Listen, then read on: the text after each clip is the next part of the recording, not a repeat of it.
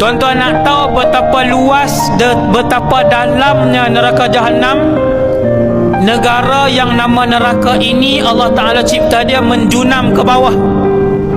Negara yang nama neraka ini Allah Ta'ala cipta dia hitam dan panas, gelap dan panas.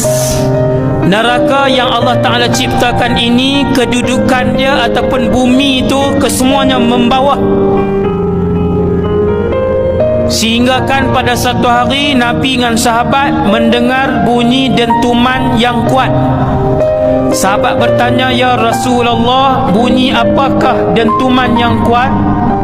Nabi pun jawab, "Wahai para sahabat, bunyi dentuman yang kuat itu adalah seketul batu besar yang dilemparkan daripada pinggir neraka Jahannam baru tadi jatuh di dasar neraka Jahannam. Baru tadi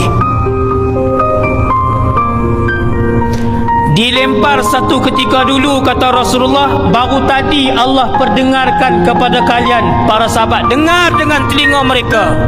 Nabi kata batu tu baru jatuh tadi, dulu dibaling. Tuan-tuan boleh bayang betapa dalamnya neraka. Hasbunallah wa ni'mal wakil. Sanggup duduk ke sehari? Sanggup duduk ke sehari? Tak sanggup. Sehari kita tak sanggup. Nasallallahu as-salamah.